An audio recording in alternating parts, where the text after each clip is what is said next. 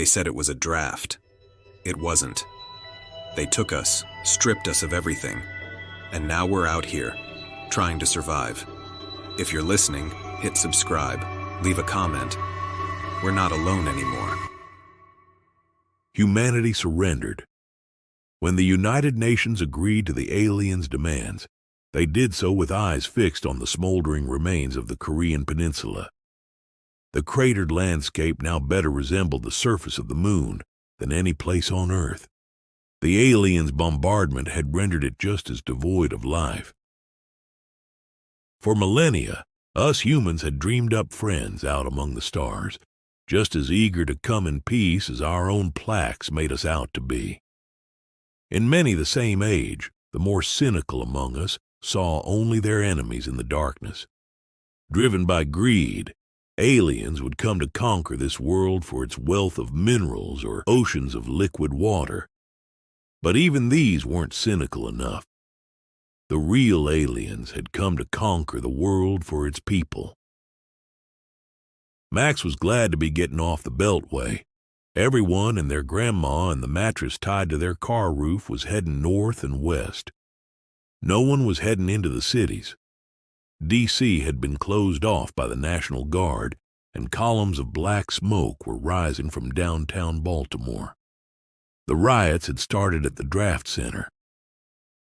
His truck rolled up a quiet, leaf-strewn street of old townhouses. He parked in front of one painted in a 20-year-old yellow. He made a mental reminder to give the front lawn a trim one of these days after stepping through the chain-link gate. Then he stopped, laughed at himself, and headed for the front door again. There was no use in making to-do lists now. He knocked at the door, but no one answered. He didn't expect anyone to, so he didn't bother knocking twice before entering. The house was quiet except for the TV left, broadcasting the news to an empty couch. Last week's ultimatum from the Leuchten Star aliens, which demanded 150 million healthy adults aged 18 to 30, has been met with... Max turned it off with a flick of the remote. He continued to the screen door that led out to the back porch. There he found his grandfather. I was listening to that, you know, his grandfather said. Yeah, right. Max scoffed. You still won't get hearing aids. My hearing's just fine when someone isn't barging through my house. Max gestured to the can of beer in his grandfather's hand. Got any more? Here. His grandfather reached down and pulled a fresh one from the cooler by his rocking chair. Max sat down and cracked it open. The two sat drinking and watching Baltimore above the back fence. The skyline was obscured by a haze of smoke, and the sounds of twittering birds drowned out by distant sirens. News helicopters danced back and forth like flies.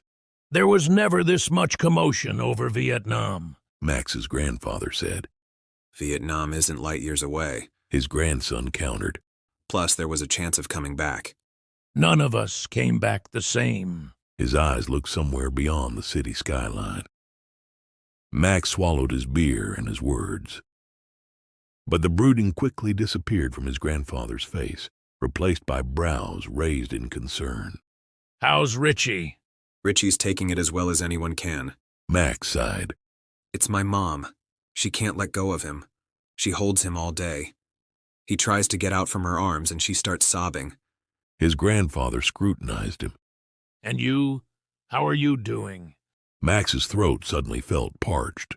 Well, it's a real gut punch to see your little brother drafted. He took another swig. Especially after he just got into MIT. And College Park should be the one drafted? There's more use for engineers here, and Richie's a real shrimp. Barely qualifies as healthy. I'd do better up there. You don't even know what they want with us. Maybe they want our engineers. That doesn't mean they have any right to him. That's true, his grandfather grunted. But I hope you're not trying to prove yourself stupid. What does that mean? You've got a better head than your father, Max. But like him, you see red when anything happens to the ones you love. I've seen it when you came home after whooping that Madison boy. He deserved it for picking on Richie, muttered Max into his can. That he did. His grandfather again grunted. But you were stupid and did it at school and got yourself a suspension. Max's finger twitched nervously on the armrest. It was starting to sound like his grandfather had figured out his plan. Maybe you're right, and Richie deserves to stay. But the draft lottery called him up, and it didn't call you.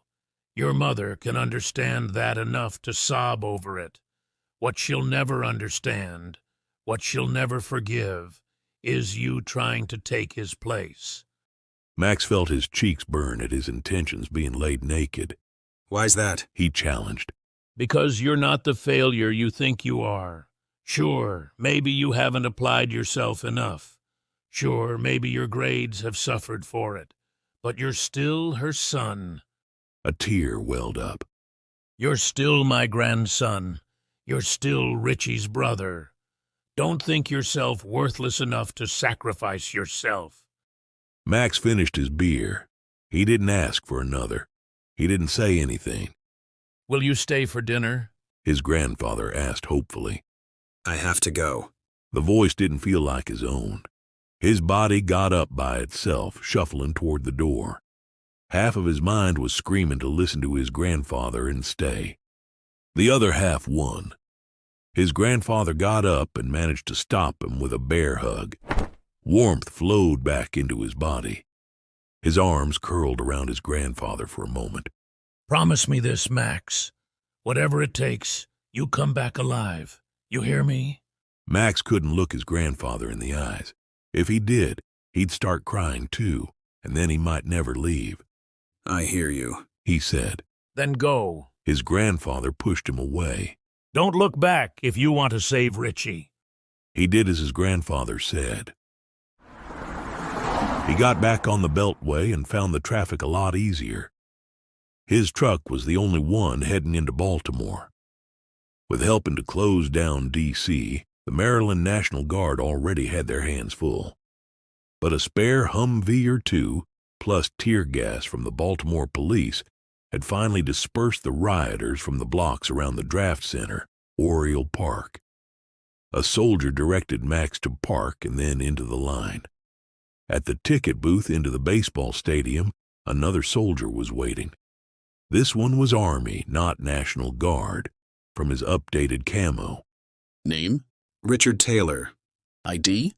He pulled his brother's license out as calmly as he could and slipped it into the tray. The soldier didn't even bother with the picture. He didn't have time with the tens of thousands he had to process. He swiped it into his computer, returned it, and waved Max through. Max had sat in the stands rooting for those poor O's dozens of times. The best times had been with his grandfather, but even then he had never been down on the actual field.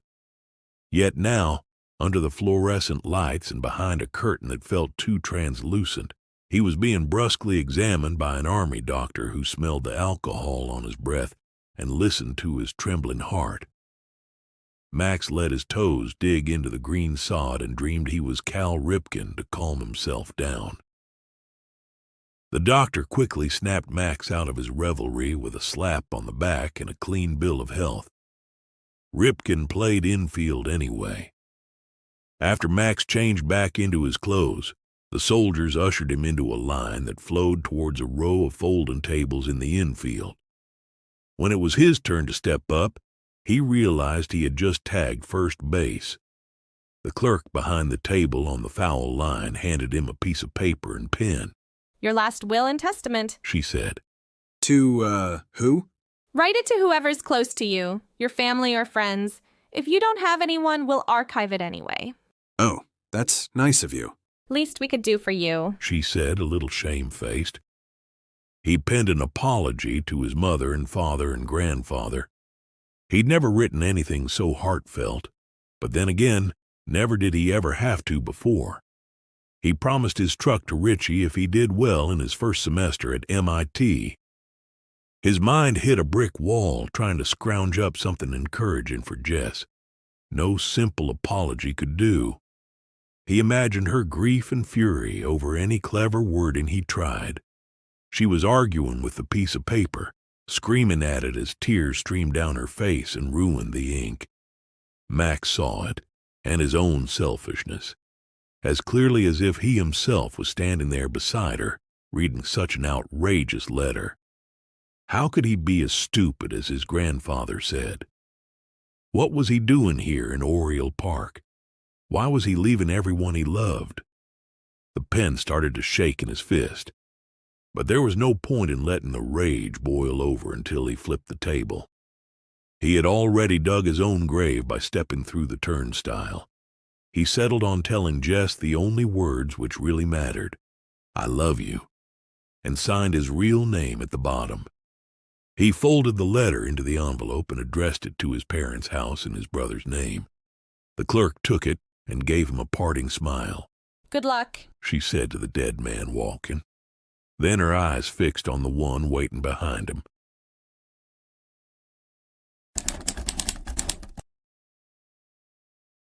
Vesta was not the asteroid the humans thought it was. Sure, they had scoured its surface since the 19th century by telescope and subjected it to far greater scrutiny via their more recent probes, but their communications never betrayed any deeper knowledge than its disguise.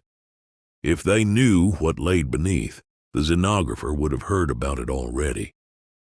200 meters below the surface, Fairwing was lying in his nest, taking an undeserved nap. The computer had been complaining for a week that the oxygenator was operating at reduced efficiency and required immediate maintenance. He hadn't noticed any trouble breathing yet, so he figured it could wait a little longer. That was a problem for the station keeper to solve. Fairwing earned his worms with his mind, not his claws. Right now his thoughts were occupied trying to forget about the station keeper, Longbeak. Last week the old turkey had put on his spacesuit for a stroll outside. He opened the airlock, closed it behind him, and it had not opened or closed since. His suit had enough oxygen for 16 hours or so, but Fairwing kept dismissing that fact whenever his mind raised it. If he permitted it, it would lead to the intolerable conclusion that he was utterly alone. Once upon a time, every scholarly feather in the Union flocked here to study the curious creatures living in this solar system. This station was excavated out of the bowels of Vesta to make a nest for 40 of them, and the several dozen support personnel required to maintain it. Back then, the objects of study were still struggling to plant their own feet on their homeworld's moon.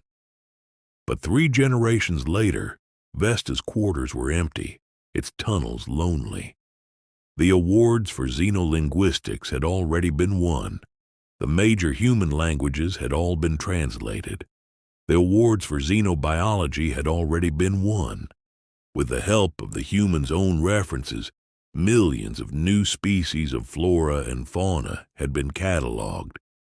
The awards for xenohistory had already been won. The tales of humanity's endless bloodshed held captive audiences in the theaters back home. By the time they were born, there was not much left for Fairwing and his generation to investigate. Vesta slowly became a backwater, and the Academy's eyes shifted to more exciting prospects. Of course, no one wanted to leave the warlike apes unsupervised, so for peace of mind, Fairwing and a handful of fellows had been sent to the empty end of the known galaxy to warn home if the humans ever invented faster-than-light travel. He would probably never have to. By his estimate, they were still a half-century off. Those fellows had all departed one by one. Some had personal reasons, like a dying mother. Others left for professional development, understanding Vesta as the graveyard of scholarly careers. Their number dwindled until last year, when Fairwing became the last xenographer keeping tabs on humanity. And now the last station keeper had gone and gotten himself killed. "Damn," muttered the avian. Recounting the history of Vesta had almost kept his mind off Longbeak and gotten him some sleep. It wasn't necessarily Longbeak's death that grieved him, though he did miss his only companion here. Curious Fairwing was far more haunted by the mystery surrounding it. If Longbeak's suit had a problem like a broken seal, The computer would have alerted Fairwing via the suit's telemetry, but the computer hadn't said a word. Maybe his suit's transmitter was busted. But it could also be, Fairwing thought grimly, that Longbeak had disabled his transmitter and taken his own life. Either by accident or tragedy, Fairwing was still left only to his idle thoughts. It may have been tolerable if he was still receiving fresh supplies and news from home, but the supply ship was 4 months overdue. Fairwing knew nearly as little about the rest of the galaxy as his subjects. He wondered if back home they'd simply forgotten about him and the humans. He wondered if he'd missed the collapse of all interstellar civilization. He wondered how many days he had left before the oxygenator broke down and he could take one last nap. An alarm hauled him out from his fantasy. Warp signatures detected. The computer blared. Fairwing leapt with joy. He hadn't been forgotten about. They'd come to take the xenographer home. Then he paused. The computer had indicated warp signatures, plural. He immediately demanded them on his screen. A virtual map of the solar system was rent by a constellation of dots somewhere between Jupiter and Saturn. This was no supply ship. It was a fleet. His frantic eyes watched the number of signatures spin upwards at the corner of the screen. Hundreds, then thousands, then an abrupt stop at 10,603. He asked the computer to identify them. Most of the fleet ran with military transponders. Those were the bigger ones. But a good third or so of the remaining portion held transponders from every class and size and model of warp-capable ship. There was even that cruise ship that they always advertised at home, the Pulsar. His telescope could observe the swarm of lights burning hard toward the inner solar system. This was nearly a whole battle fleet if the civilian ships counted. It was no resupply mission. Before he had the chance to muse over why it had come, his receiver was being hailed. Vesta observation post. This is the 11th Fleet. Fairwing keyed his transmitter. This is Vesta observation post. He wondered what else he should say. Xenographer Fairwing, he added. A shuttle will come to collect you, Xenographer. Admiral Roundclaw requests your presence at once. Vesta observation post's last inhabitant departed the next day. The Admiral's flagship was the largest ship in the fleet, stretching 5 kilometers long. His shuttle ran the length of it to the hangar. The soldiers floated him down the zero-G spine toward the command center. There they saluted with greater reverence than Fairwing had ever seen an unassuming set of feathers with a slight paunch. You're the xenographer? The Admiral had eyes too kindly for a soldier. Yes, sir. Please, leave that to my flock. You've been out here for some time, I'm told. Fairwing swallowed. It was hard to admit how much time had been wasted. 10 years. Years? Oh, something like 60 cycles. Admiral. We use the locals' timekeeping in our research. And how are the locals? Nominal, though I fear your fleet has disturbed the preserve. They no doubt have sighted us by now. The Admiral chortled at the xenographer's quaint notion. There's no preserve anymore. We have a better use for the humans. Fairwing blinked. What's that, sir? All in good time. For now, I need you to send them a message for me. The fleet arrived in Earth orbit a few weeks later. Fairwing wished he'd come this close under better circumstances and with better tidings. For now he watched the blue ocean swirl past his false window, preening himself nervously for the reply from humanity. A soldier knocked on his hatch. Enter.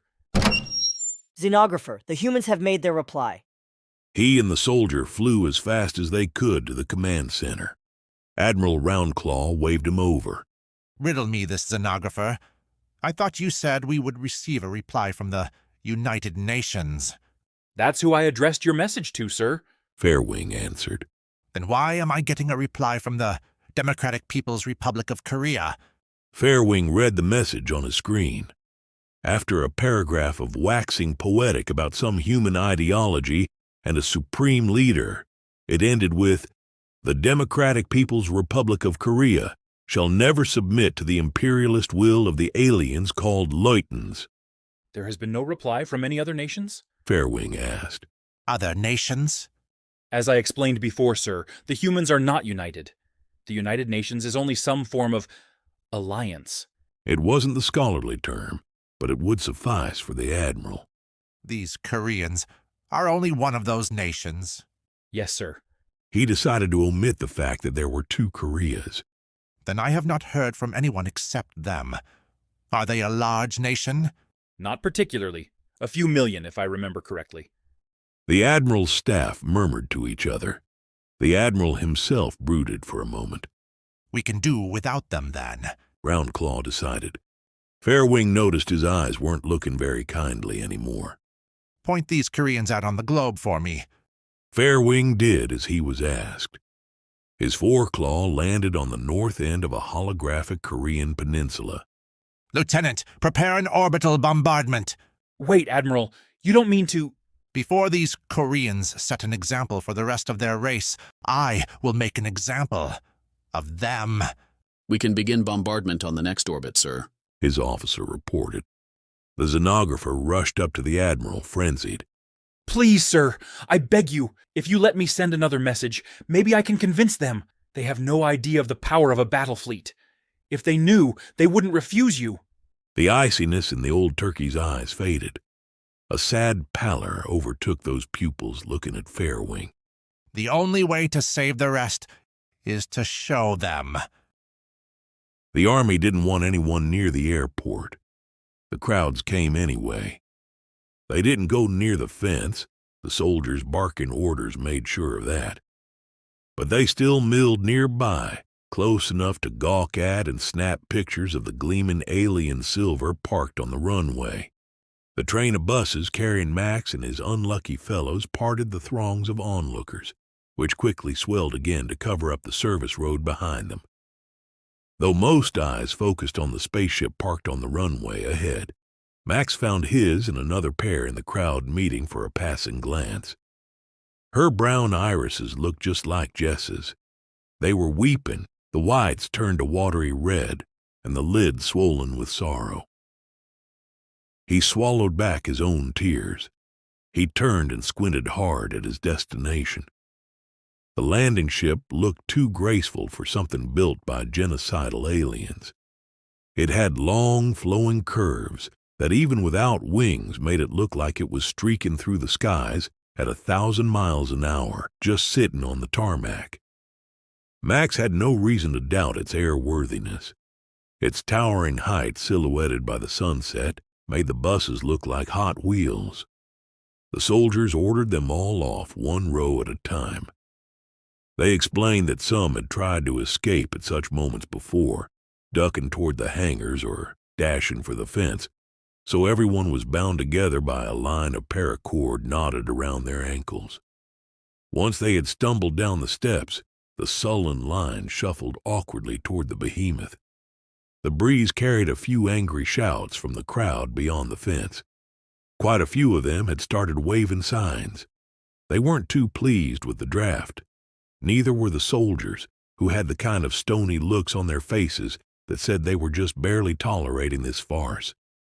Max secretly hoped that, like some movie, a lone one would drop his weapon and stand defiant, unwilling to follow such dreadful orders. Then the others, one by one, would find their conscience by his example and drop theirs too. The captives would be freed, and the Leutens would retreat from Earth, their sinister plot frustrated. But this was no movie. It was September, and the mid-Atlantic air was still choking hot. He hated them, but each sweaty breath would soon become his last on Earth. Up an air stair, they climbed into the dark hatch. The people in front of him dragged him by his ankles into the unknown. He only discovered what was inside once he had already crossed the threshold and seen his last sunset. The inside here was cylindrical, with a few ladders running up the towering interior that must have been 100 feet tall at least. Between them, with feet bolted to the wall and heads pointed inward, stood long columns of seats. Unseen lights bathed seats and people in a pale green. A few eyes far above his were peering out from their headrests to look down at him. They were other draftees, not the aliens he'd been hoping to spit on. A quick look at the remaining empty seats and the lines he had seen outside meant his convoy of buses was likely the last before launch. The soldiers untied his ankles here since the restraints were too cumbersome for climbing ladders. They directed him up 3 rows and to a seat on the far side from the hatch. He strapped himself in, his back to the ground, his feet on the wall, his head swiveling constantly to watch the rest of the draft file below. Eventually, the last ankles were unbound, the last seat filled by a girl who looked barely out of high school, and the hatch hissed shut behind the departing soldiers. Hey. His seatmate on his right tapped his shoulder. It was a guy who looked a bit older than him, maybe in his mid-20s. Any idea when we'll go? Quiet murmurs like this one floated around the silo full of people. There were no cameras or windows or any kind of display to the outside. Of course, they would probably feel when the engines kicked in and they blasted off, but who really knew? Maybe the aliens had some kind of technology that made acceleration imperceptible. Maybe they were already in space. Either way, the Lightens weren't giving them a countdown.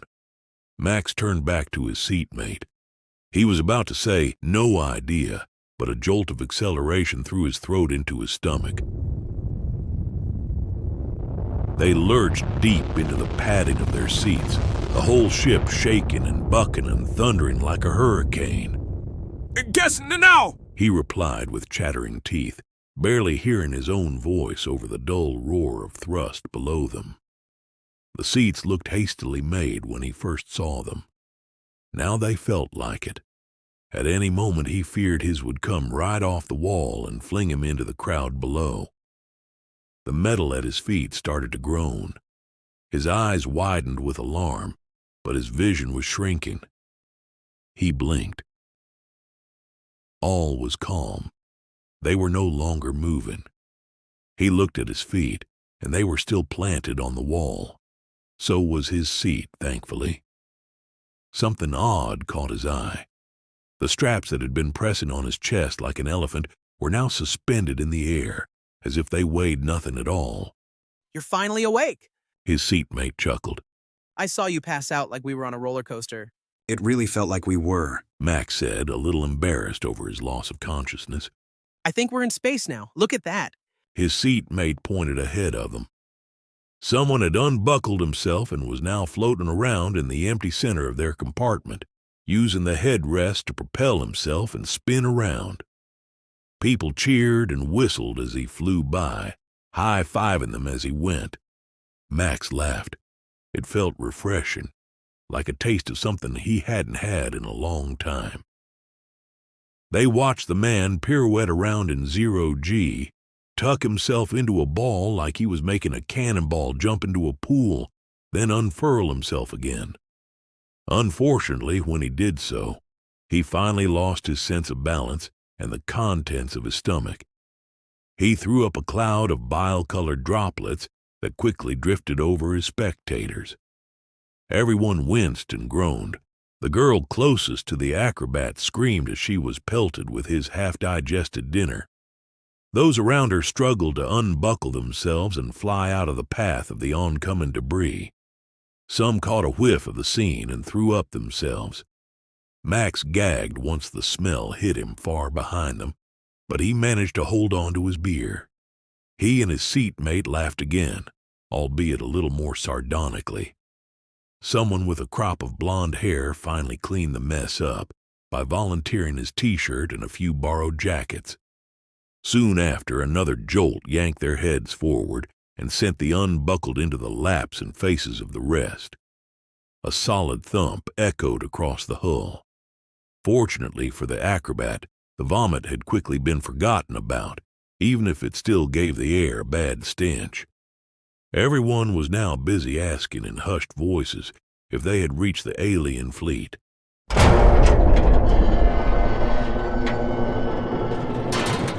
The hatch opened and a bright white light rushed in from beyond. Looking directly upwards in his seat, Max could see a bit down the corridor the hatch now opened to. But he was more interested in what occupied it, a creature that resembled nothing less than a child-sized macaw, complete with tropical plumage and a metallic ring around its left leg. The bird squawked at them. A digital voice, far more imposing than its owner, boomed from the ring on its leg. Out! The human stared blankly at it, Max included. All his vicarious fury on Richie's behalf had dissipated, replaced by astonishment. This gentle-looking bird was one of those monsters that had wiped out the Koreans. This was one of the aliens that had tried to take his little brother. Those who couldn't see the bird from their end of the ship asked, "What was that?" Everyone below was too stunned to reply. The bird carried something under the curl of its right wing, a long rod that resembled some kind of baton. It peered at the humans with a beady little eye that made it look crotchety, if anything. Max couldn't tell it actually was angry until it struck the girl closest to the hatch with the baton. A coil of electricity lashed out at her from the end of the baton, and she yelped in pain. A havoc of outraged voices descended on the bird. The humans were getting out of their seats, but not to obey its order. They charged toward the fleeing bird, shouting at it as it fled into the corridor. There, some interlocked their arms and blocked any access through the hatch. Behind them, a few attended to the girl with soothing voices. She was rubbing her arm, but otherwise looked okay to Max. The bird disappeared behind another hatch at the end of the corridor, eyes clearly wide with fright. "That'll show 'em," a stranger muttered to the muted approval of the mob. But a few moments later, everyone started to hear something hissing. It was coming from the corridor. "Gas! They're going to gas us!" someone cried. Everyone panicked, scrambling over each other for a non-existent exit. At the bottom, the stone wall of people protecting the hatch had suddenly fallen limp. Max unbuckled himself and climbed upwards, deeper into the ship and away, presumably, from the invisible gas. Against the bulkhead, he and a handful of others huddled close together, watching it creep closer with each person who suddenly fell unconscious. He looked to his left. His seatmate was floating away, holding the pose of a man petrified. He looked to his right. A woman's last lucid act was a terrified glance at him before her eyelids dropped like lead. Max held his breath as long as he could, but for the second time today, he blinked.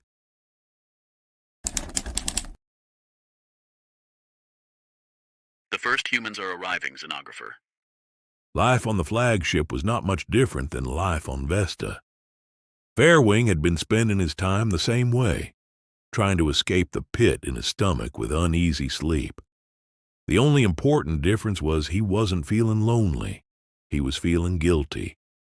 Whenever he did get sleep, he got nightmares too.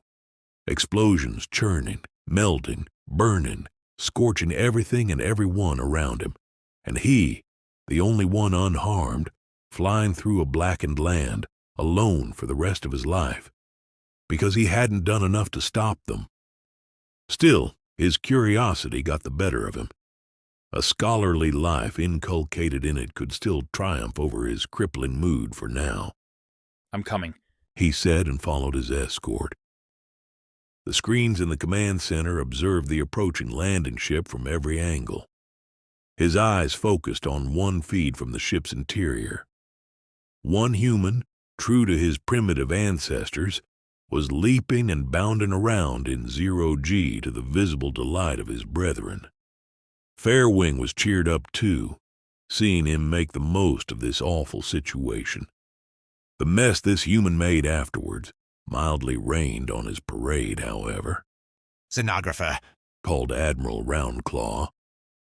Fairwing dutifully approached the aging avian he loathed even more than himself. He preferred to rest his eyes on a nearby screen while he spoke with the Admiral.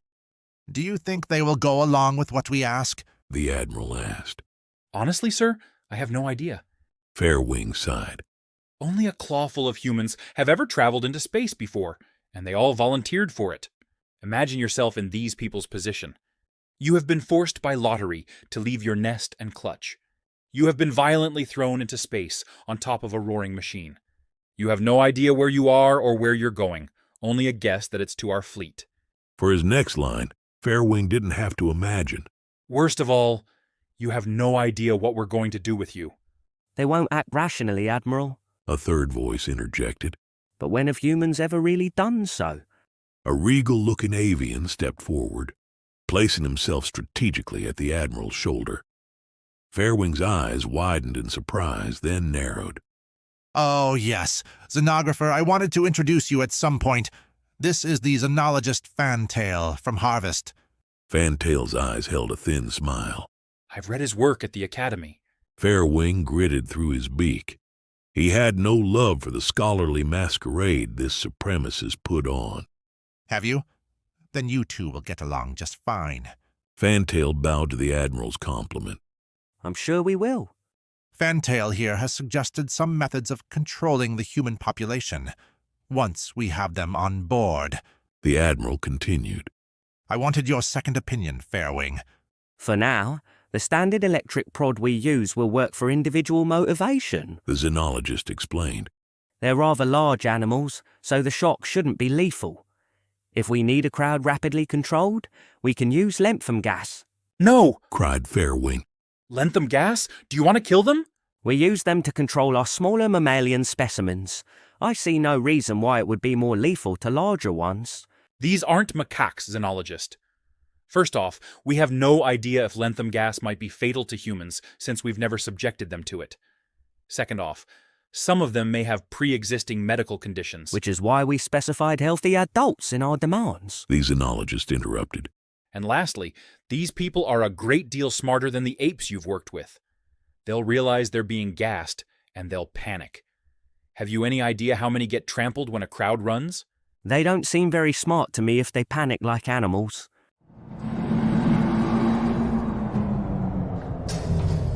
The docking of the landing ship interrupted Fairwing's retort. For now, we'll try the prod. The Admiral quickly sided with the xenologist. Lanthanum gas if things go poorly. His subordinates relayed the order. Fairwing watched the events unfold on screen, with his heart a quick-beating lump in his throat. The humans were naturally shocked by the appearance of a prod-wielding crew bird. After all, they'd never seen avians like him before. When the humans didn't comply, Fairwing shuddered as the crewmate swung his prod against the human unfortunate to be closest to him. The humans had their first chance at vengeance, and they seized the opportunity. Even if they were a little unfamiliar with zero-G, they surged forward with incredible speed, ruffling the feathers of everyone watching from the command center and spreading more than a few hushed comments. The crewbird retreated just in time before one angry hand could yank him in by the tail for a thrashing. He hurriedly sealed the airlock behind him. Lanthanum gas, the Admiral ordered, glancing at his xenologist. Fantail tried to comfort him with an effusive flap of wing. Fairwing held his breath. One by one, the humans went limp, and as soon as they realized what was happening, the stampede up the landing ship began. Fairwing cringed at a particularly powerful kick to the face that sent a man spiraling into the gas below. In only a few moments, they were all unconscious.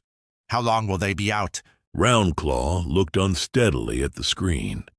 Fairwing wondered if it was concern over damaging his cargo or a genuine concern for these people. Enough time to move them to the hold, Admiral, Fantail assured him. See to it. The Admiral beckoned his officers. And send some doctors down there to make sure they're all still alive. They watched silently as the crew floated the bodies out the hatch one by one. One of the attending doctors hung his head over one of them. It was the girl who had been struck by the prod. When they hauled her out, they didn't turn left towards the hold. They turned right towards the incinerator. The Admiral shot a glare at Fantail. Now we know, Admiral, said the xenologist. Perhaps we should forgo the prod, but knocking them unconscious is a much more amicable process than guiding uncooperative apes through the ship. Roundclaw turned to Fairwing. Do you have any alternatives, Zenographer? Admiral, 1 out of 500 is hardly anything to concern ourselves with. Fantail sputtered. The Admiral stood up and roared. I agreed to your plan on the condition that it was the least bloody plan we had. I am already sinking in the blood of millions down there, and one more marks the difference between swimming and drowning. So yes, you may not be, but I am very concerned with what our dear Zenographer can suggest. The Admiral's heaving chest eased itself back into its paunch. He slumped down into his chair, shading his eyes with his feathers at the loss of his composure. Fantail was cowed, but not enough to refuse staring disdainfully at his more junior colleague. Fairwing avoided Fantail's eyes. He focused on the sullen Admiral. Now was his chance to make things right, or at least better, and he wasn't going to miss it for the ire of some ornery rooster. We must tell them the truth, sir, he urged. If you cannot bear that, then we must at least tell them part of it. The Admiral's gaze had drifted, his eyes locked on some faraway point on an imaginary horizon. They must have some kind of promise from you, a deal that they can work toward. Fairwing insisted. We have 50 million coming to us over the next 10 days. A month from now, we'll have 150 million on board. We cannot control them all with gas and prod. We must give them something that will calm them down, something that will let them motivate themselves. A reward, scoffed Fantail. The best reward is the truth of why you robbed them from their homes, their lives, their families, and mates. There has to be a good reason, right?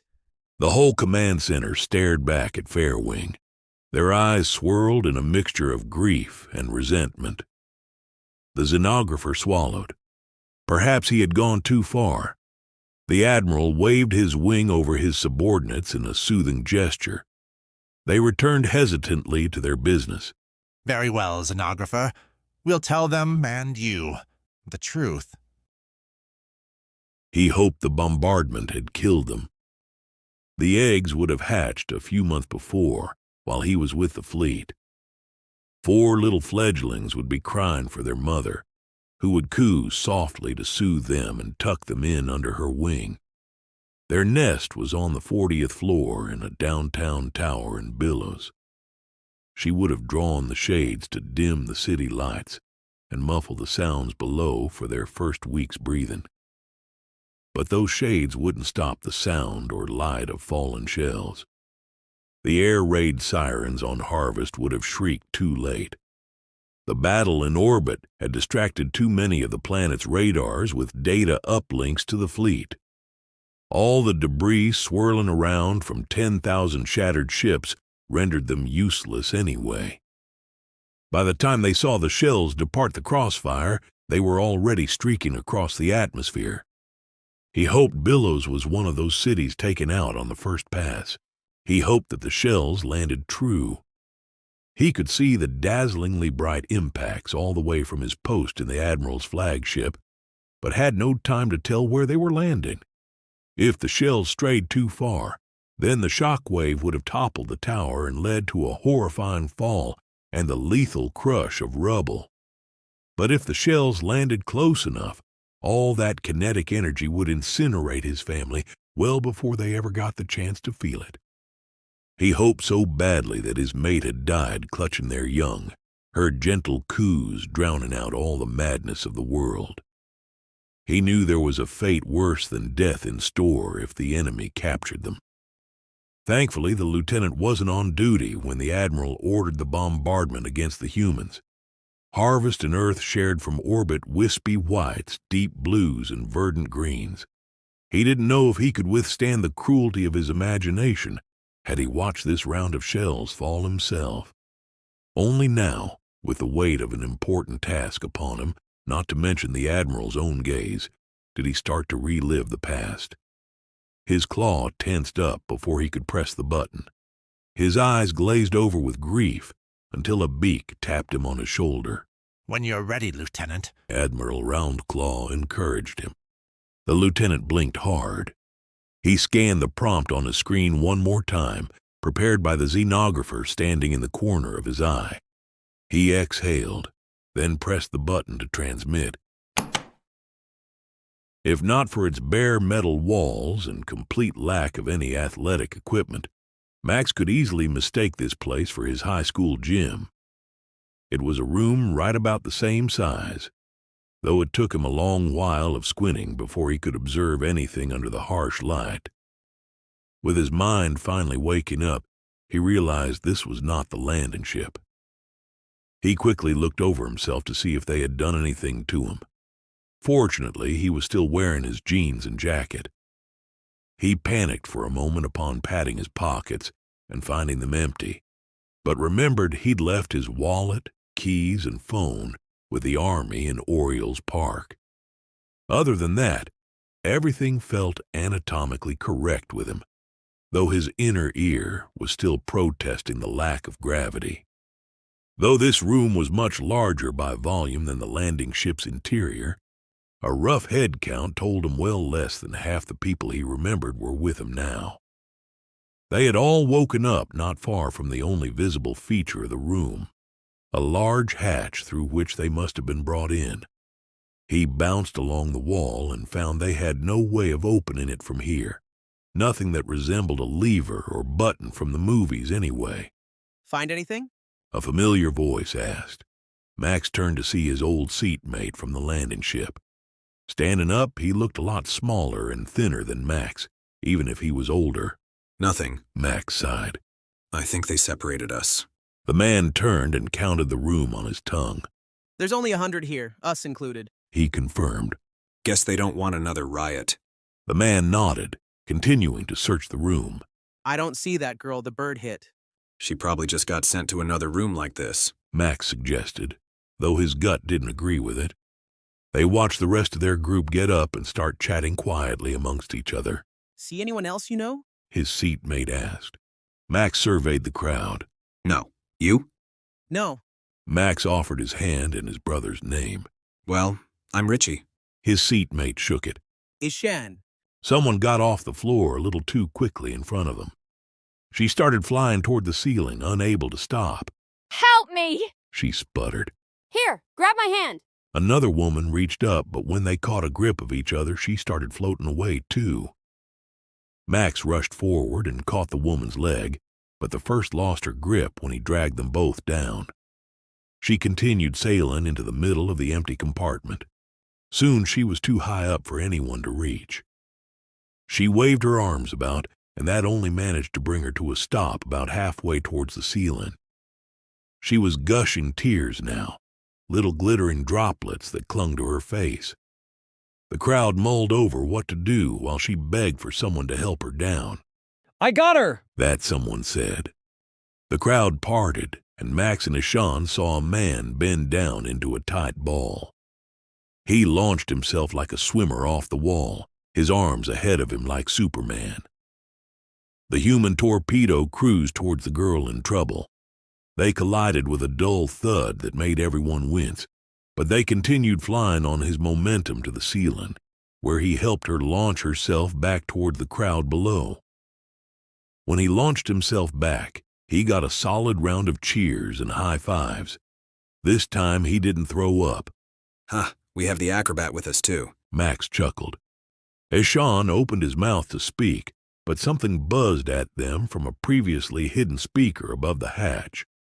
They whirled around to see a rectangular section of the wall start to shimmer like a mirage, its shining luster fading to a black surface. It switched on, and the humans realized immediately what it was. A screen. These aliens looked much larger on television than the one they had the previous misfortune of meeting. There was one seated, looking directly into the camera. On his shoulder, another much older-looking one, if only by the bald crown on the top of his head and his lackluster colors, watched him speak. The younger bird twittered at a practiced pace. The humans chattered among themselves, wondering what the alien was saying. The translation came a few seconds later. Humans, you are now on board the flagship Gladiator of the 11th Fleet of the Galactic Union Navy. Admiral Roundclaw commanding. Max grumbled under his breath. Great, now they have a navy. We do not wish to make you our slaves. We do not wish to conquer your world. We wish for both of our species to live in peace and friendship. Tell that to the Koreans, fucker. Someone jeered. The crowd bristled in angry agreement. The bird paused. Apparently this was a two-way transmission, since he looked to his senior with a questioning glance, seeing if he wanted to continue. The older one nodded. Our peoples share a common enemy. Who? Ishan called. With whom we have been engaged in war for 1 year. Ishan folded his arms, unsatisfied with the lack of detail. The bird's eyes grew cold and distant as he read off the next line of his script. The conflict has devastated us. In total, we believe 11 systems have been occupied by the enemy. We believe there are at least 20 billion casualties, almost all civilians. The other 90 billion, the bird swallowed, have been made slaves of the enemy. Someone went as far as to shout, You deserve it! The bird recoiled. His eyes watered. The older bird squawked something untranslated to him. Eventually, he regained his voice. We have lost our homes. We have lost our families. You have lost yours for a time, but you may lose them forever if we lose this war. We have known about the human race for some time. We have kept detailed records of your species. Those records have been captured by the enemy. If we are defeated, they will inevitably come to conquer Earth. Max and Ishan glanced at each other. They shared a silent thought. If something had the birds who destroyed the Korean peninsula this scared, it was worth paying attention. We believe, however, that the enemy's forces can be divided. They are held together by one individual, whose death will break apart his bickering alliance. The screen now displayed a planet that looked much like Earth. It had deep blue oceans, tufts of white clouds, and continents stretched across its surface. Peaks rose and valleys sank. Deserts glimmered and rivers coursed. The only difference was the two suns shone on it. This is Tovakshom, the digital voice said. You are going to invade it. This has to be a sick joke, Max said. They want us to fight a war for them? If they just asked for volunteers, they might have gotten them without hurting anyone. Ishan ventured. I might have volunteered myself, Max mused. It wasn't hard to imagine. He already volunteered in his brother's place. You've really got no one who cares about you, huh? A stranger asked. What's that supposed to mean? Max shot back. Well, I wouldn't volunteer. I have a boyfriend and family who love me. There's no way I'd leave them willingly to die in some alien's war. Max clenched his fists. Don't talk about things you know nothing about, he growled. Oh. The woman scoffed. So you do have a family like the rest of us? Then shut up about volunteering, big guy. They want us to fight a war, but we don't even know if they're telling the truth. What? Anyone can tell a sob story for pity points. She continued as the crowd started to gather around them. They could just be exaggerating things. They could be winning their war for all we know. Maybe we're just the meat shield for their real troops. Maybe they just want us to invade some other poor bastard's planet. She muttered. A few in the crowd murmured their pessimistic agreement. I believe them, Max said. They wouldn't come all this way unless they needed us. If they were winning, they'd still have their planets and billions more of their own to invade with. Billions more of their own they don't want to see killed. But if 150 million of us go and die on this planet, who cares? We're primitives to these guys, just a bunch of worthless savages. Max didn't have much to retort with. She had plenty of sound reasoning, and much of the crowd on her side. These guys are in trouble. I know I wasn't the only one who saw it in their eyes. You're gonna be a hero now, Mr. Volunteer. Sorry, I didn't sign up to be one with you. I didn't sign up at all, in fact. When they give me a gun to fight for them, you know what I'm gonna do? Max stared silently back at her. I'm gonna shoot them right between the eyes and go home. The crowd offered a muted cheer for mutiny. Out of the corner of his eye, Max saw a blond-haired man stand up. He was shirtless. The man turned first to the woman. You don't think they've planned for that? They're not fools enough to trust us with live ammunition. They've already separated us into smaller groups, If only one revolts, it won't take over the whole ship. All they have to do is put some more of that gas in these vents, and your mutiny stops right there. Next, he turned to Max before he could take any delight in his opponent's dressing down. Even if they're telling the truth, I doubt they'd ever get 150 million people to volunteer. I know for sure they would have never gotten me. I have a 2-year-old at home. Her name is Ashley. And so help me God, I will see her again before I die. He turned to the crowd. But it doesn't matter how we got here. We're here, and we all want to go home. Don't we? They all nodded. Then our way home is Tovukshom, he declared. We prepare ourselves for battle more than these aliens could have ever expected. We push ourselves farther than they could ever force us. We fight, and we win this war for them. We spend all our effort staying alive, and then, and only then, we get to go home to the ones we love. Are you satisfied, Zenographer? Fantail sneered. He gestured to the growing argument in the hold on their screen, filtered by bits and pieces back into their own language. You've told them the truth. Megacycles ago these apes slung their feces at each other. The xenologist continued. They haven't evolved much. They would have invaded Tovukshom without us sharing any of our shame. But instead you demanded our great Admiral Roundclaw, the hero of Harvest, to embarrass himself and grovel before these savages. Fantail hissed. Fairwing seethed, but the Admiral spoke for him. Lay off him, xenologist. He sighed tiredly. Fantail was satisfied with sinking his claws into his opponent's psyche. He readily relented with a triumphant glare. It was the right thing to do, muttered Fairwing. They understand the consequences of not complying now. The digital squawks from the screen disagreed. I'm gonna shoot them right between the eyes and go home. Fantail cackled. You were saying? Humans need 2 things. Fairwing explained to the Admiral, trying his best to ignore the xenologist. They need an ideal, and a person who embodies it to rally behind. We have given them the ideal, fighting for their freedom and for the sake of our worlds. Now this big one is already trying to embody it. He tapped his foreclaw on the screen at one large male. And he's being ridiculed for it by his kind, said Fantail. These brutes do not want to be heroes. I doubt they understand the word hero, let alone your high-minded ideals. He understands them just fine. Fairwing stared daggers at Fantail. He just needs to prove himself a leader. Then they'll follow him. The female seems to have shut him up, Fantail mused. They saw a third human, another male, stand up and place himself between them. Say goodbye to your hero, Fantail cooed mockingly. They watched him shut down the female, then the bigger male. Fairwing's eyes started to glimmer. The golden-haired human turned and addressed all of his fellows. We fight, and we win this war for them. We spend all our effort staying alive, and then, and only then, we get to go home to the ones we love. The Admiral looked up, quietly pleased. It looks like you found him, Xenographer. All right. The woman folded her arms.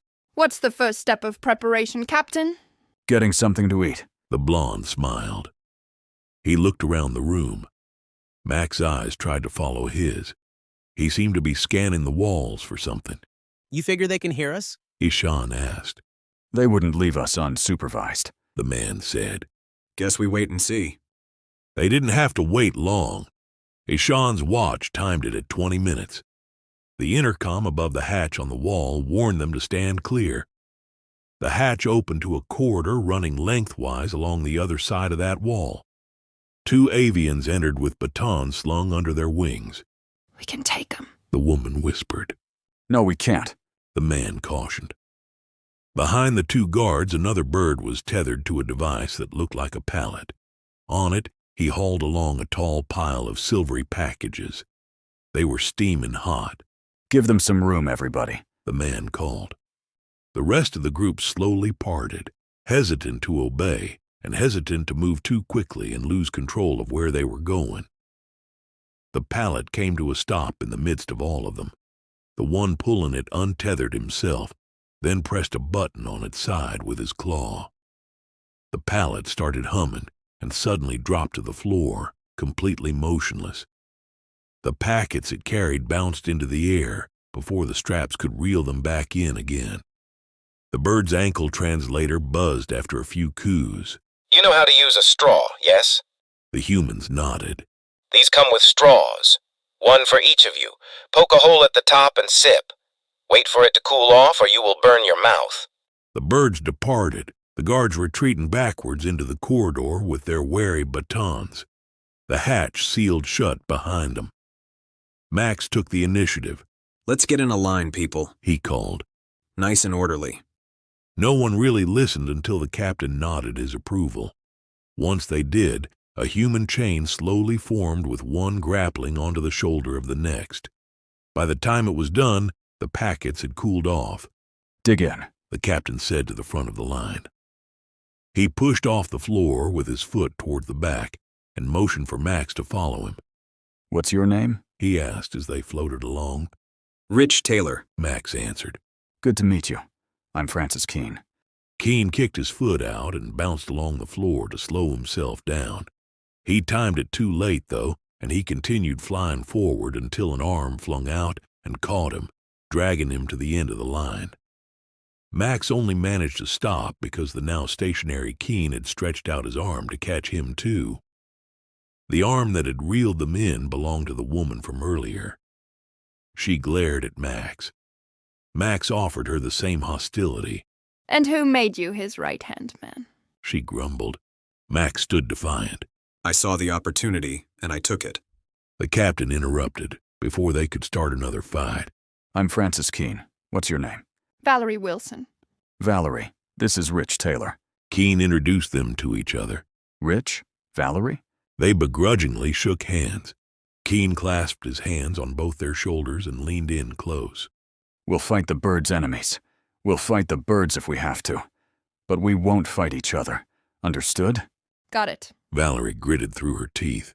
Understood, Max muttered. I can't handle 100 people by myself, Keene admitted. I need lieutenants whom I can trust to take the lead. Will you two be them for me? Both of us? The pair sputtered in unison. We divide the group in half, he explained.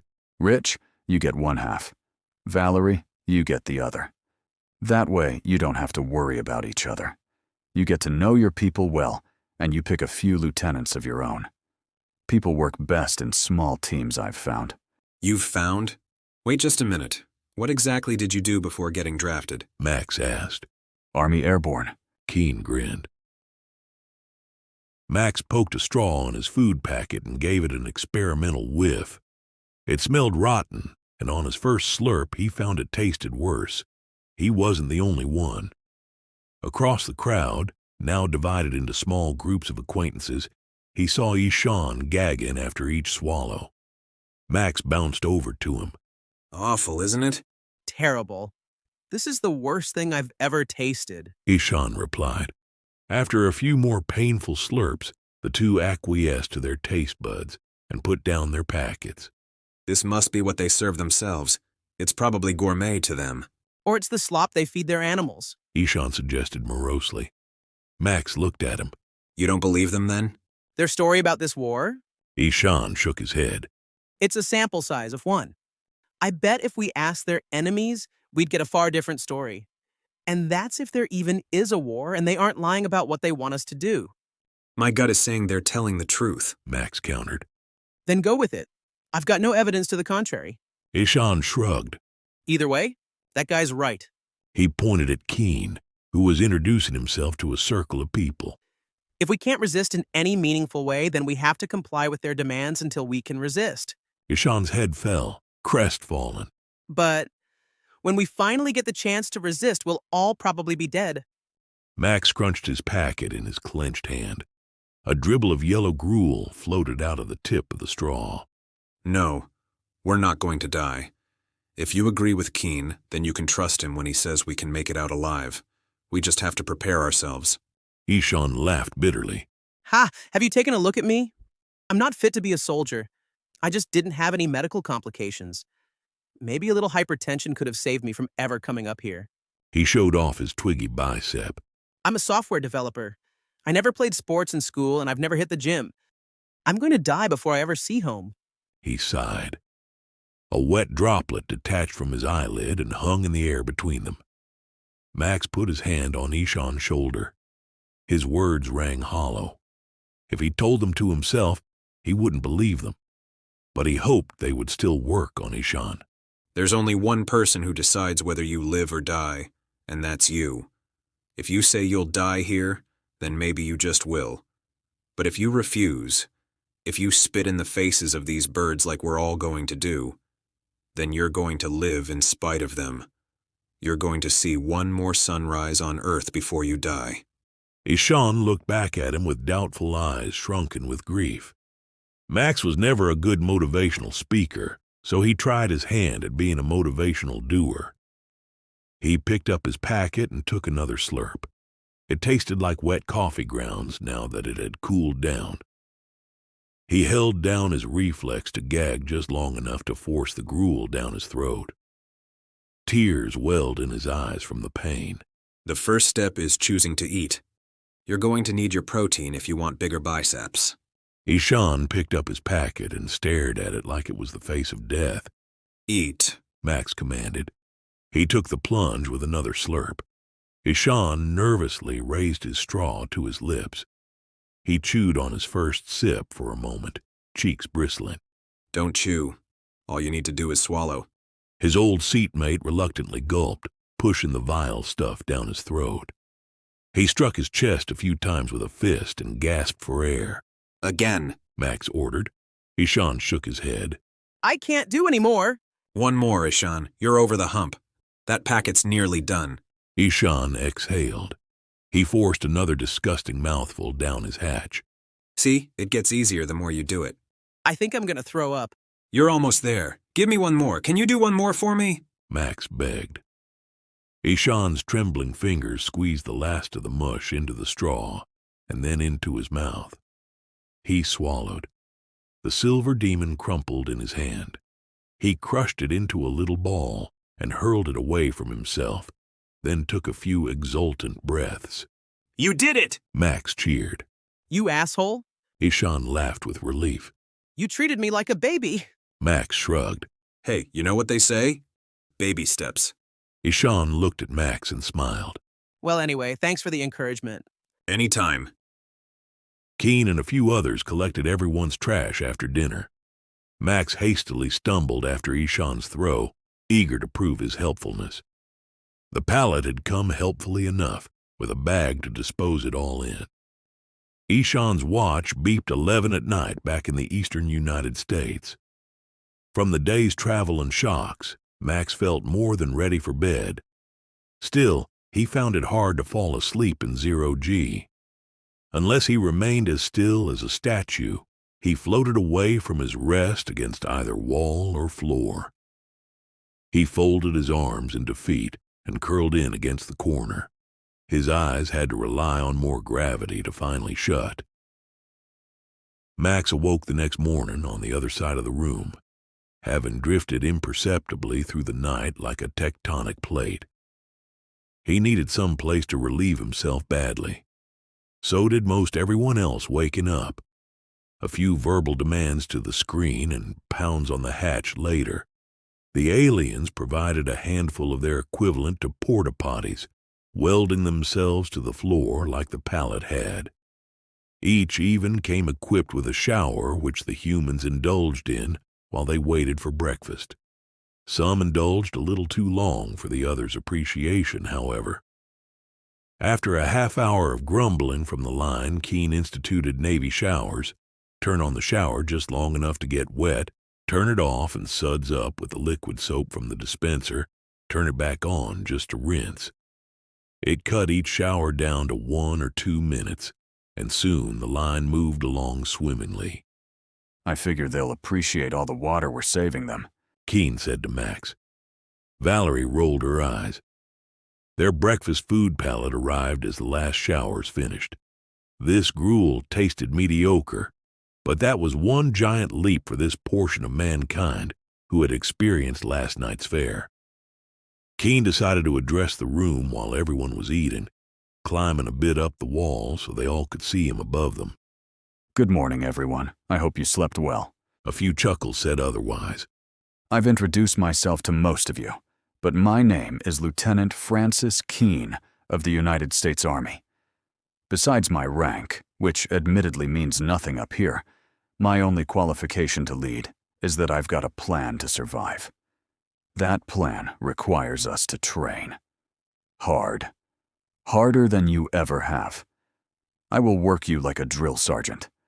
But when we get to Tovakshom, we'll be able to survive. We'll be able to fight and win and get back to Earth again. No one in the crowd visibly disagreed so far.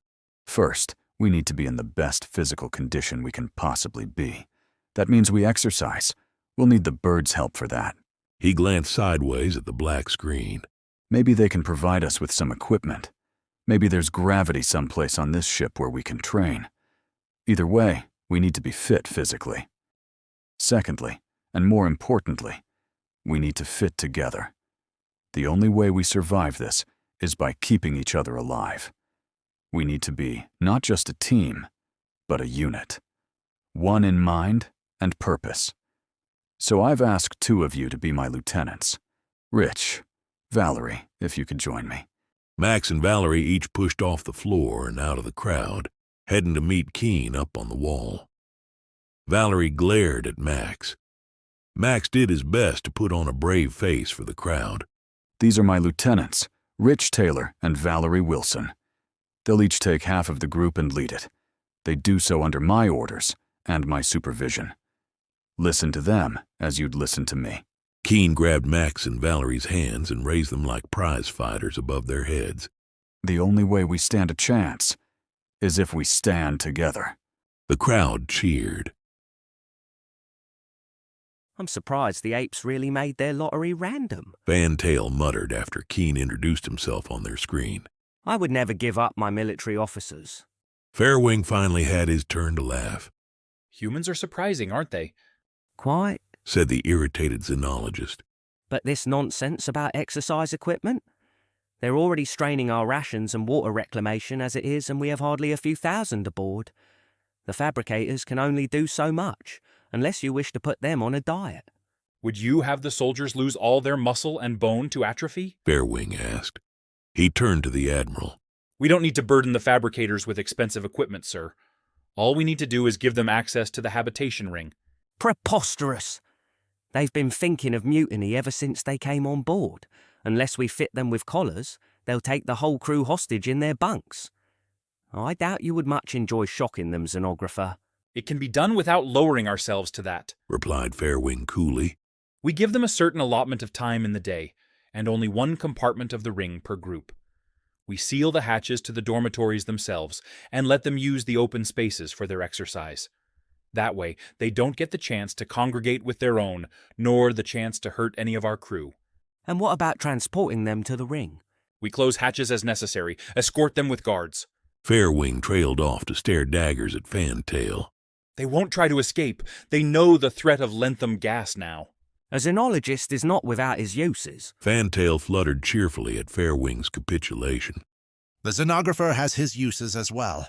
Admiral Roundclaw finally spoke.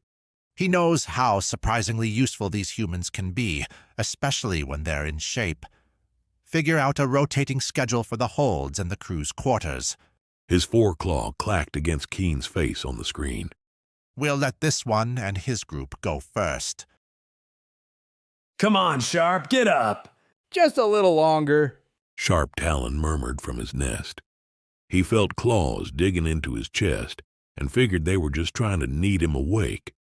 Instead, they shoved him. Only halfway through falling towards the ground did his half-awake mind realize he'd been pushed out of his nest. His half-stretched wings helped slow the fall, but he still landed with a hard thump on his rear. His crewmate laughed from his perch next to Sharp Talon's nest above and glided down much more gracefully. Featherbrain! Sharp Talon grumbled as his friend helped him to his feet. He pointed at the clock, enraged. I only just got off my watch. Dashwing didn't shrink from his friend's outburst. Well, if you want to sleep so bad, you can sleep in the mess. But I doubt you'll get any sleep here when the humans arrive. Humans? Here? They're all in the cargo holds. Dashwing shook his head. New orders from on high. They get to come up to the ring to exercise each day. We have to clear out of here before they do. Sharp Talon sighed. This was life with the fleet after all. There's no chance of me getting any sleep now. Grab my tools for me. He waved his beak at the wall where a long tool belt hung on a hook. Dashwing handed it over, and Sharp Talon swung it around his left wing, adjusting it until it felt comfortable before strapping it in. The two crewmates departed their dormitory, whose hatch sealed behind them, and entered a wide, low space. The roof and floor gently curved up and away from them in each direction. The floor beneath them was the outside end of the habitation ring. There were tables and chairs here for more civilized people than the apes. Sharp Talon hoped they would leave it all in one piece. When he beat his wing to propel him toward the hatch, he heard a crash of metal on the floor behind him. His tool belt's pouches were never buttoned shut, and now their contents were scattered all over the floor. The two avians hurriedly scooped up the tools and made sure to fasten the buttons this time. They flew away into the hatch, closing it behind them. They missed a small pencil, which had rolled under one of the tables. After breakfast, Keen divided the group in half. He didn't break up any of the friendships that had already formed. It's good to have friends to support you, he observed. Consequently, most of Max's side were men and Valerie's women. Though as random chance would have it, there were only about 40 men among the 100 in this room. The rest of Max's ranks were filled with the women left over from Valerie's side. Valerie took more than a few men to her command as well, including the acrobat who had made friends with the woman he rescued from microgravity. Ishan joining Max more than compensated him for the loss of the gymnast.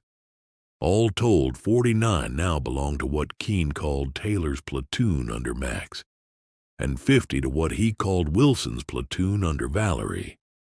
As leader of them all, he belonged to neither. Not long afterwards, the hatch hissed open again. 4 guards floated in. They carried the batons, of course, but their whole heads were enclosed by hoods that hissed with their every breath. In case they have to gas us, Ishan guessed. Time for physical recreation. One of the translators beeped. Follow us. The guards beckoned them into the hallway. Rich, Valerie, each of you form a line side by side, Keen ordered. I don't want us getting punished for anyone falling behind. Once they relayed the command, the 2 new platoons scrambled into position side by side, but they also showed they were still clumsy in 0G and reluctant to take orders from the 2 lieutenants. Max took a little satisfaction in his line forming up first, even if it did have one less to worry about. He hoped they would get even better with time. 2 guards led them out into the corridor, while the other 2 tailed the back of the formation for stragglers. The hallway led them down into a much wider cylindrical corridor about the same width as their landing ship. It was much longer than any room they had seen so far. It seemed to stretch on forever. The humans could feel that news of their movement had preceded them. The hatches had all been shut, and there was not another bird in sight. Max assumed an air of importance. This was clearly the main avenue of their ship, and they had closed it down for him. He glanced over at Valerie heading her line, wondering how she felt. Her eyes didn't meet his. Her head was on a swivel, but her eyes were focused, as if she was trying hard to memorize every detail about the path they took. The birds could flap their wings to move ahead in the air, but the chain of humans had to hold each other by a shoulder with one arm and push off the wall with the other. Up ahead, they could see a part of the corridor that was slowly rotating, judging by the hatches that swirled around its sides. The bird stopped just at the edge, and Valerie watched intently as one poked his foreclaw in a tiny hole on the wall Max hadn't seen before. A keypad of some kind popped out, and the bird pressed the key forth from the top. It corresponded to one of the 4 hatches in the spinning section sliding open. This is the habitation ring. You will find artificial gravity at the bottom of this spoke. The bird chirped and his ankle buzzed. You will not damage any of the furniture you find inside. Is that clear? Clear, Keen said. The translator cooed. Satisfied, the bird led them into the spinning section, where several handholds had extended around the one open hatch. He waved them in. The humans carefully grabbed hold of the spinning section and climbed into the hatch that led down the spoke. Feet first, the digital voice called from above them. The humans spun themselves around. As they floated down the spoke, they slowly began to feel themselves accelerating. Faster and faster, they perceived themselves to fall, until at the last moment it felt like they were falling so fast they were going to break something. At that point, however, they had already left the opening of the spoke and gently landed on the floor of the habitation ring. The head of the line quickly fanned out to avoid being crushed by the falling people behind them. Max felt the familiar weight of gravity on his shoulders and breathed a sigh of relief. It may have been artificial, but it was a sweet memory of home. They found themselves in a long space where the floor and roof curved up and away from them. They had just fell down from a hatch in the roof. The room was wide, too, and the wall on his left was lined with sealed hatches. Between him and the hatches were scattered tables and furniture that, ignoring their Spartan decoration, were properly sized for a children's playground. The image of one of these birds on a seesaw gave him a chuckle. This'll do just fine. Keen nodded approvingly. He turned and addressed the centripetally bound crowd. Let's get to work. The two platoons formed square formations with plenty of elbow room between each person. Following Keen's example, they spent several minutes in all sorts of stretches. He didn't know what kind of medical care was available up here, even for just a pulled muscle, so he wanted them as flexible as possible. The formations broke for a slow jog that began just a hair above walking pace. They looped the length of this compartment, and with each lap, Max was feeling better and better. Ishan wasn't. This is the most running I've done in my whole life, he wheezed. Max's brow furrowed. They had a long way to go. He turned his disappointment into a smile. Think how toned you'll be at the end of it. With each lap, Keen increased the speed. Max took deeper breaths to regulate his heartbeat. Ishan hobbled along. I can't no more, he gasped. Give me one more, then we'll take a break, Max pleaded. But Ishan fell out of the formation, stumbling to a stop. Max looked back and found out he wasn't the only one. A sizable pack of sweaty onlookers had stopped and stood there with heaving chests and hands on their knees. Keen raised his hand and called for everyone to stop. Take 5, he shouted. He hardly seemed winded at all. You all right? Max patted Ishan on the back. Ishan spat on the ground. Just need to catch my breath. Take as long as you need. Max's eyes wandered around the room. He spotted Valerie by the tables, closely encircled by a few of her platoon, whispering quickly to them. He wondered what they were talking about. All right, back in line. Let's do it again, Keen called. Reluctantly, the group got back into their respective formations and started jogging again. Max wiped his face with his shirt on the next break. He was on the side of the room with the tables now, about where Valerie stood before. She was eyeing him from a distance while she caught her breath. Max walked over to her. How are your people? Exhausted, she said. They shared an awkward silence. Max finally broke it. Aren't you going to ask about mine? How are yours? She rolled her eyes. Pretty tired too, but we'll get there. It's only day 1. She nodded. When Keen told the formation to fall back in for the next, she eagerly jogged away. Max started to struggle now. The only thing propelling his legs forward was his desire to set a good example for his platoon, but he figured it still looked good to check on his stragglers. And that way he didn't have to keep so close to Keen's pace. He dropped back along the side to find Ishan at the back of the pack. How you doing? He asked. No more. Ishan panted. Max couldn't tell if it was sweat or tears in his friend's eyes. You can do it, Max encouraged. No. Ask Keen for a break. I found something. I'll show you. I can't. We have to finish this set, Max said. Please. Ishan begged him. It definitely wasn't sweat running down his face. Max nodded and spent his last bit of energy sprinting back up the side of the formation, where he found Keen leading both platoons. As he rounded the corner, Max appeared on his shoulder. Keen, my guys can't take any more. That means we need to keep going, Keen said. We have to push their limits. They're not soldiers, they're engineers, students. They're gonna need to be soldiers, Keen swallowed. if they want to survive. Please, Keen, it's only day one. Keen looked at him. It's fine. Company, halt! He cried. Everyone gasped for relief. With his hands on his hips and his legs burning, Max walked slowly back to Ishan. Thanks. I'll show you what I found. The pair strode over to the tables. Max looked over his shoulder. Valerie was staring right at him. Don't look now, but Valerie's watching, Max whispered.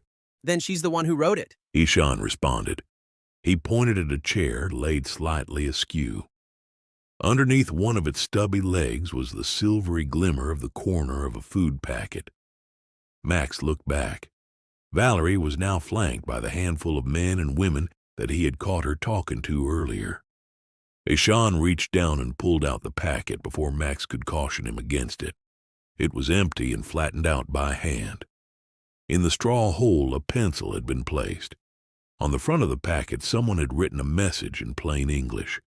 If you find this, we are planning a mutiny. There are 5 of us. Right on the back if you will join us. Max's eyes widened. Put it back! A voice spoke from behind him. Max recognized it. What are you doing, Valerie? You're going to get us all killed. I'm going to get us all home. She spat. Faster than Keen ever could. Her goons surrounded Max and Ishan.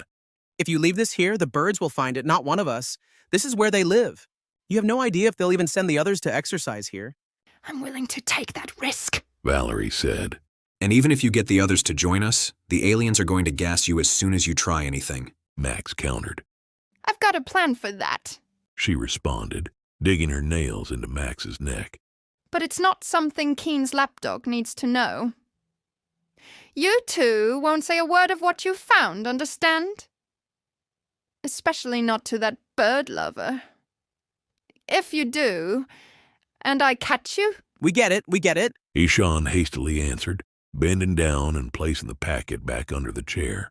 Good, she exclaimed, smiling for whichever hidden cameras or human onlookers may have been watching. She clapped them on the back like they were her best friends. But if you do tell anyone, I'll beat you both to death myself, she whispered in their ears. We have to tell Keen, Max said to Ishan over dinner back in their cargo hold. Ishan sipped on his meal and massaged his aching legs. She threatened to kill us, he cautioned. It's a stupid plan. She's going to get us all killed. We have to warn him. Maybe you should just shut up and eat, someone told him. It was one of her mutineers, sitting close enough to overhear them. Max and Ishan turned toward him. Are you keeping an eye on us? Ishan guessed. The man nodded. Val's orders. We'll be watching you day and night. And if you do try to tell the captain... He drew his finger across his neck. Why are you even listening to her? Don't you want to get home alive? I want to stick it to these parrot pricks even more, the man growled. A 4th joined them, another of Val's mutineers coming to hear their conversation. Everything cool here, Bobby? Fine. I was just explaining to these guys how much shit they were in, the seated man replied. His compatriot chuckled and greeted Max and Ishan. Hey there, boys. Don't go thinking you can play hooky tonight. I'm taking the night shift. From a distance, Valerie smirked at them. Ishan was fortunately too exhausted for his anxieties to keep him awake. He slept soundly next to Max, who only got fitful after forcing his eyes shut. But every time, they opened again to reveal the mutineer staring right back. Under close supervision, The next day fell into an unsteady routine. Max and Ishan ate breakfast with a woman who belonged to Val's mutiny floating by behind them. The two didn't say a word. Max formed his platoon into a single file for the trip back to the ring. Keen may have glanced at his lieutenant's sudden lack of enthusiasm, but said nothing. The guards came out again and escorted them down the spine of the ship to the ring, where they continued with their low-intensity jogs. Low intensity was much to ask for sleepless Max, and he found his feet dragging like lead underneath him. He could barely keep pace with his platoon. Keen called for a break and walked over. Bobby the mutineer hurried to keep a close ear on their conversation. What's going on, Rich? Keen raised a concerned eyebrow. Max glanced at Bobby over Keen's shoulder, who waved mockingly. Nothing. Just didn't get much sleep. Are you nervous? Very, he wanted to say, but all he managed was an ambivalent, I guess. Do what you have to do to get over it. I can't lose you, too, he said while looking askance at Valerie. Max looked over at her, too. She and the rest of the mutineers were excitedly chattering around the tables. Their hands were quickly passing something between them. His hopes rose a little bit. Maybe Keen already knew. What's up with her? Max asked. Maybe I made the wrong choice, Keen murmured. She doesn't seem to care much for following my orders. She goes much too easy on PT for her people, especially that clique of hers there. So Keen didn't know, he figured. Max saw Bobby cross his arms and realized he still couldn't tell him. Don't worry, Captain. I'll be better off tomorrow. Max waved Ishan over, and the two floated around the perimeter of the hold as they sipped on dinner. Bobby was still on the clock watching them, following a few feet behind as nonchalantly as possible. The other male mutineer left the crowd and skipped across the room to Bobby's side. He made a few quick whispers in Bobby's ear. Max and Ishan caught Bobby's elated response. Really? Great. They got good news. Ishan grumbled. Bad news for the rest of us. I saw them by the tables today. Maybe they got a reply from one of the other groups. If they got caught by the birds, we'd know about it. So, that seems like the only conclusion. Then their plan is moving ahead, and we still haven't told Keen. Max sighed. Didn't you get the chance today? I saw him walk up to you. Max shook his head. Bobby back there had his eyes on me. We have to think up a way of telling Keen without being seen. Ishan nodded. But how? They pondered the question quietly all night. Fortunately, the mental exercise tired out Max enough for a decent rest. Still, the answer eluded them.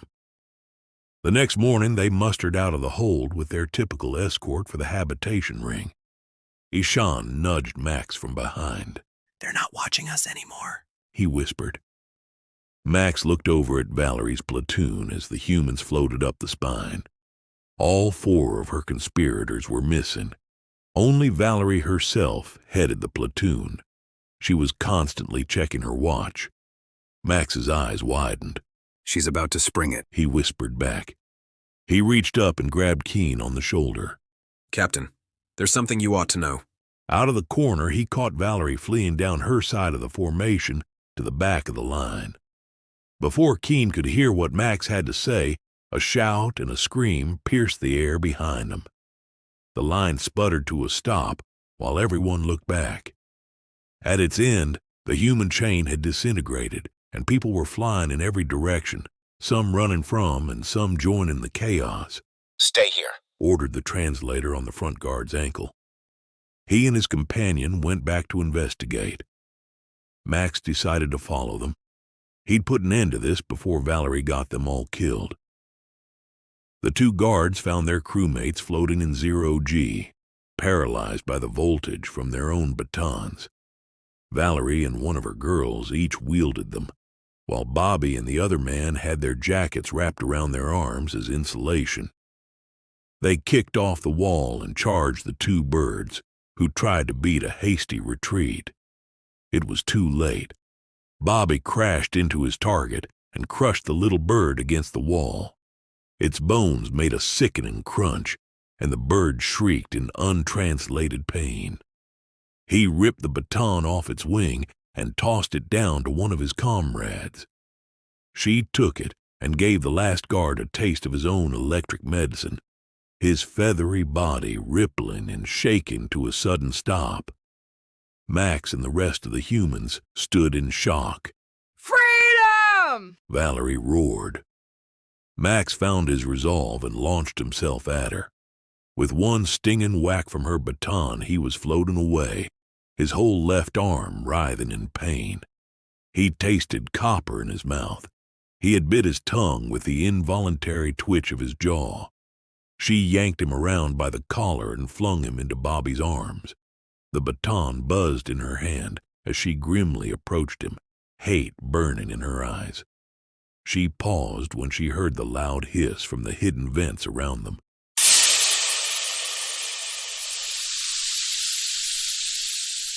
The masks, now! She barked. As a sleeping gas poured in, the stunned crowd behind them fell limp, still gripping each other. Valerie's mutineers tore the hoods from the guards' heads and awkwardly fit them over their own. They drooped over their beakless faces, but the seals around their necks seemed to hold. One of the 5 had to go without one. Bobby placed his hand on Val's shoulder with his last gasp of air. "Kill enough for me," he mumbled as he fell asleep. Valerie looked down at Max in Bobby's unconscious arms. Have a nice sleep. Her muffled voice behind the hood cooed. I'll be sure to kill you once you wake. Fantail's cruel shadow no longer lingered so often over the command center. For the past 2 days there had been no infractions that he could use to spin the Admiral's opinions. So he fled for the security of his sulking quarters, mortified by the humans' ability to reason and restrain their instinct for rebellion, and the possibility he was wrong. Fairwing could see why his rival fought so hard for his machinations. Pride stirred in his heart when his own plans bore fruit on the screen.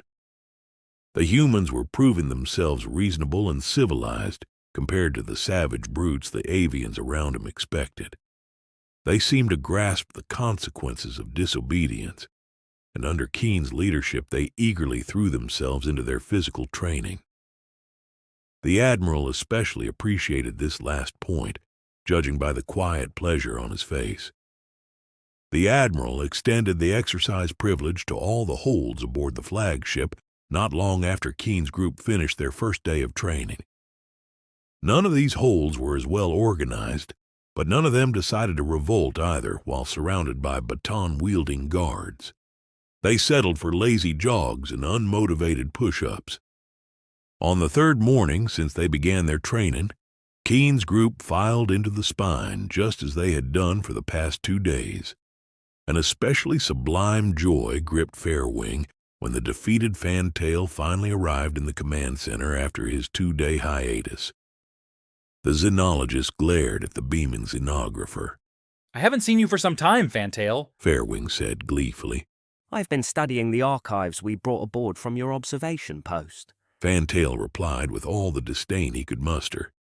On the largest screen in the command center, several pairs of eyes watched as Keen's group floated up the spine, flanked by 4 guards as they had been before. Fairwing's own eyes were drawn by a sudden movement on the screen. A woman flew down the side of the formation heading towards the back. She silently nodded, and 4 others at the end of the line, 2 men and 2 women, turned and faced the 2 guards floating behind them. Pushing off their own people, they launched themselves at the guards, who were caught completely unawares. Untranslated shouts filled the speakers.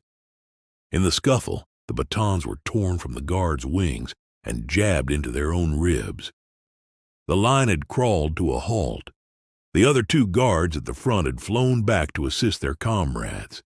One particularly large human pushed off the wall and charged the guard on the left. They collided and kept flying into the opposite wall, where they landed with a crash. The avian shrieked in pain. Fairwing cringed. The other guard was dispatched by another baton. Now the humans had no one left to stop them. Are you blind? Fantail screeched at the astonished crew in the command center. Deploy lanthanum gas immediately. They hesitated. The xenologist was a scientist, not their superior officer. Wait! Fairwing called, pointing back to the screen. Another human angrily faced the mutineers. Fairwing's hopes for cooler heads rose in his chest. The man charged the woman Fairwing had seen earlier. Unfortunately for him, now she was armed. With one blow from the baton, Fairwing's hopes were dashed. The woman threw the stunned man into one of the other mutineers' arms. Now, deploy the gas, Fantail repeated. This time the crew obeyed.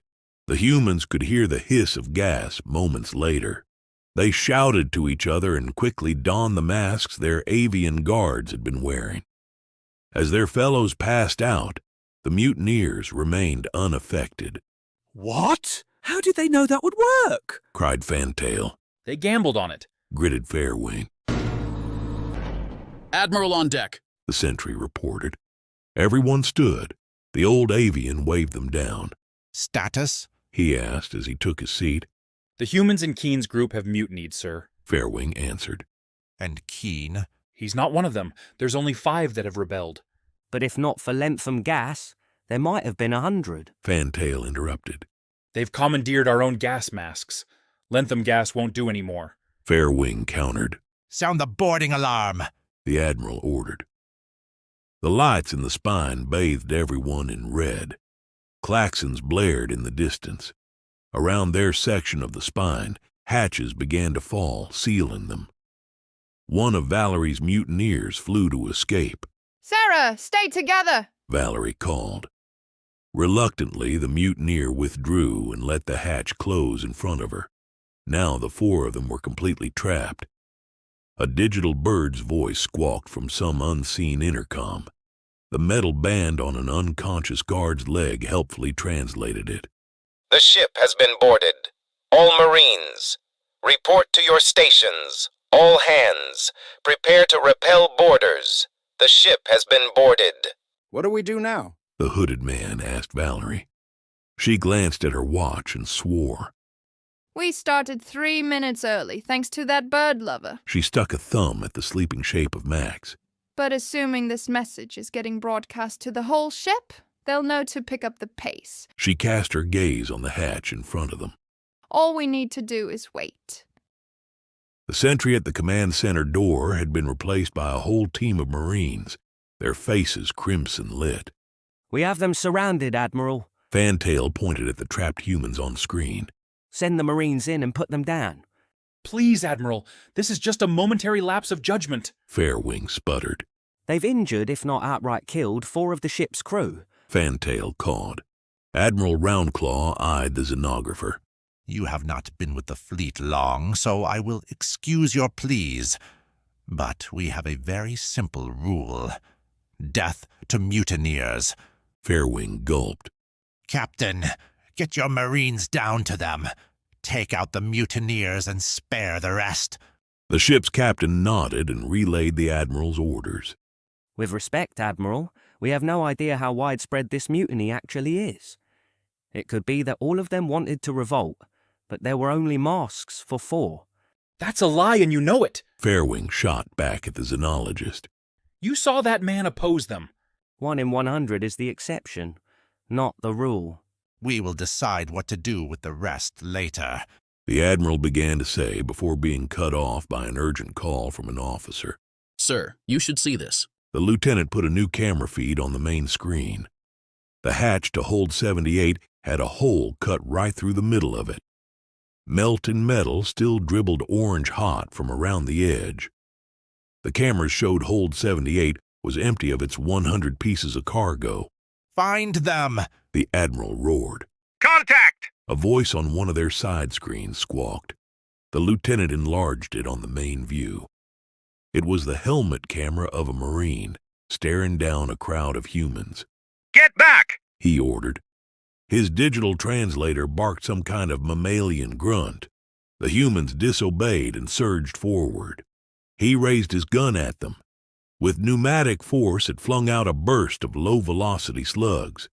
They struck several in the crowd with wet thumps. The bodies disappeared under the charging mob. He fired again, but they were already on top of him. Deploy gas there now! The helmet and its camera was picked up by a human male. He placed it over his own head. The avians watched with horror as he picked up the fallen Marine's rifle. They had defeated the Marines who guarded the top of the holds, but a quick glance back gave the avians a survey of the cost.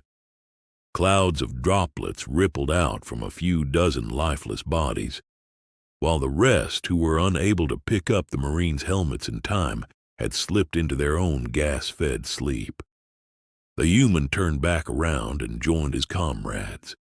One of them didn't carry a gun, but what everyone in the command center recognized as a laser cutter.